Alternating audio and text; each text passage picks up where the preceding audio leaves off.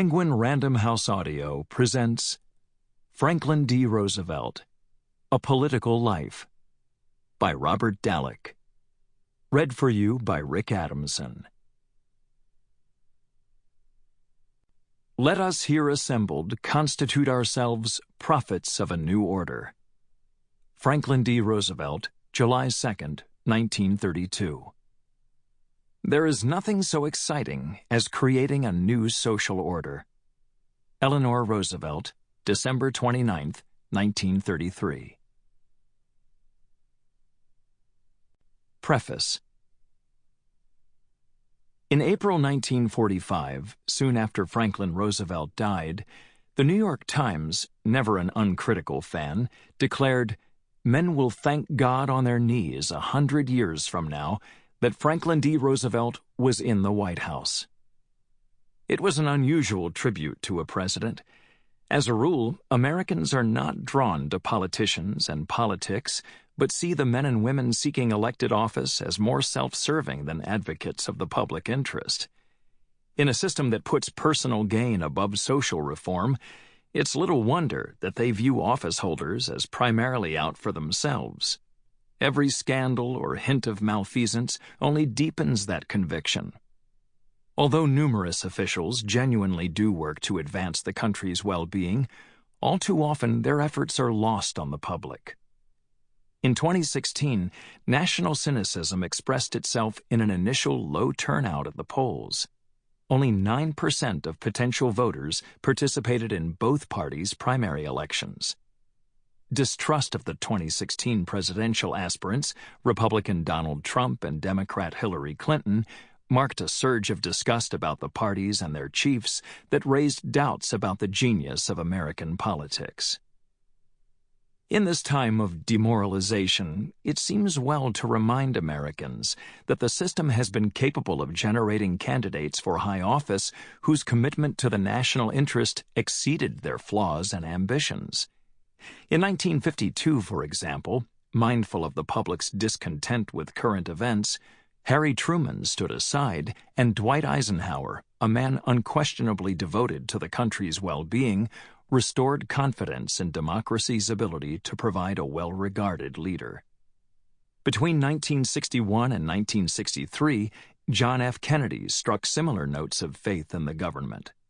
Hubert Humphrey, who lost the presidency to Richard Nixon in 1968, has won retrospective regard by refusing to blow the whistle on Nixon's wrongdoing during the campaign for fear it would provoke a constitutional crisis. Sadly, Humphrey's reluctance to reveal Nixon's violation of the Logan Act, which forbids a private citizen's interference in diplomatic negotiations, was a measure of decency that opened the way to Nixon's presidency and the Watergate crisis. Ronald Reagan's Iran-Contra scandal and Bill Clinton's impeachment over the Monica Lewinsky affair only deepened the growing disillusionment with politics. Few political leaders in the country's history have commanded as much respect as Franklin D. Roosevelt, but more than 70 years after his passing, he has become a remote figure to most Americans. It seems well then, despite the large body of fine existing biographies, histories, and documentary collections, to remind people, especially a younger generation with limited knowledge of American history, of what great presidential leadership looks like. The central argument of this book is that Roosevelt, like his cousin Theodore, was an instinctively brilliant politician. He certainly consulted polls after they came into vogue in the mid-30s, but he principally relied on his feel for public mood to guide him in leading the country.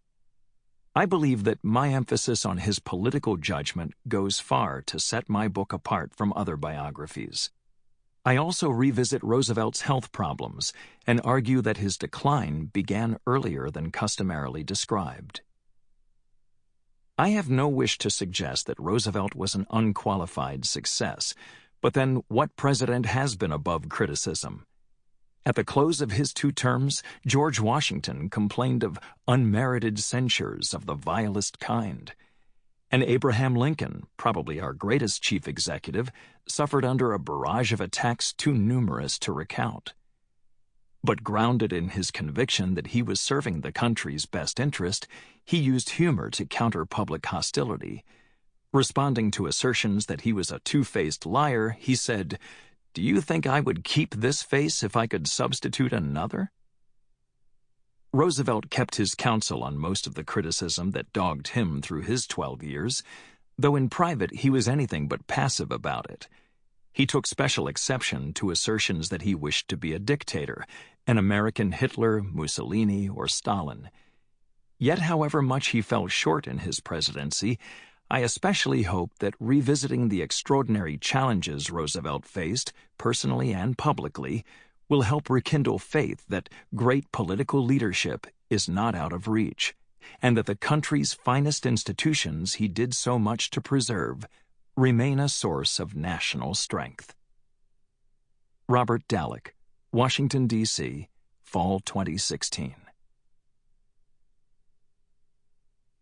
Prologue.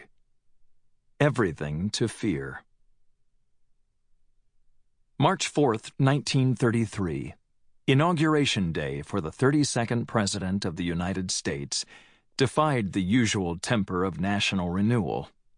Cold, overcast weather matched the country's bleak mood. The weeks leading up to Franklin Roosevelt's induction into the White House were a nightmare, as an unprecedented economic collapse had quieted the cheerleading about America's future that business leaders, the press, and politicians had made a hallmark of the 1920s.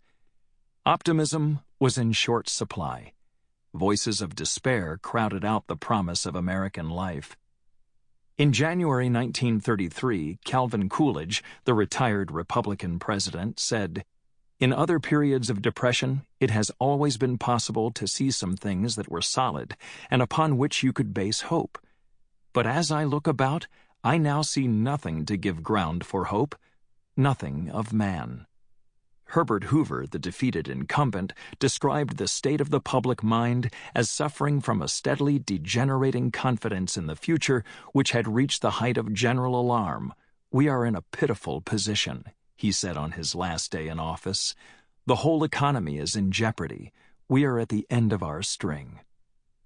2 months before, in a New York Times article, James Truslow Adams, a writer of popular histories, lamented the passing of the American belief in ending famine and poverty. "It is this dream," he asserted, "in its various aspects, which to many today appears to lie shattered under the debris of the economic crash of the past 3 years.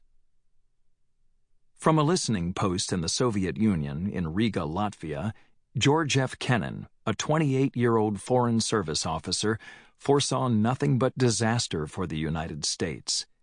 "There it, that is, the United States, lies now," he recorded in a diary, "in all its ignorance and all its sordidness, a society conceived in selfishness and dedicated to the proposition that one man's suffering is no other man's business, incapable of regulating its own public life, waiting stupidly for the advent of catastrophe." 2 months later, a pall of gloom and anxiety that gave resonance to Kennan's prediction shadowed Roosevelt's arrival in the capital. New York's mayor, Fiorello LaGuardia, warned that unless there were reforms that gave people some kind of economic safety net, there would be chaos and disorder, and something worse. "There is something peculiar about human beings," he added. "They just simply refuse to go hungry." Looking back on the days leading up to Franklin Roosevelt's inauguration, a historian declared, "The Republic had virtually ceased to function as a vital organism and lay prostrate, paralyzed, seemingly moribund in the fearful cold." Opinion leaders across the nation appeared to be bankrupt for ideas that might bring a recovery. Walter Lippmann, the country's most distinguished journalist, observed that the fixed points by which our fathers steered the ship of state have vanished. The head of the American Bar Association told a Senate committee, calling upon America's best and brightest to propose solutions, that he had nothing to offer, either of fact or theory.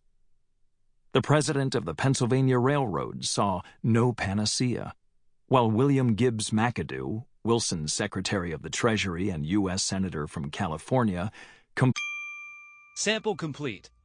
Ready to continue?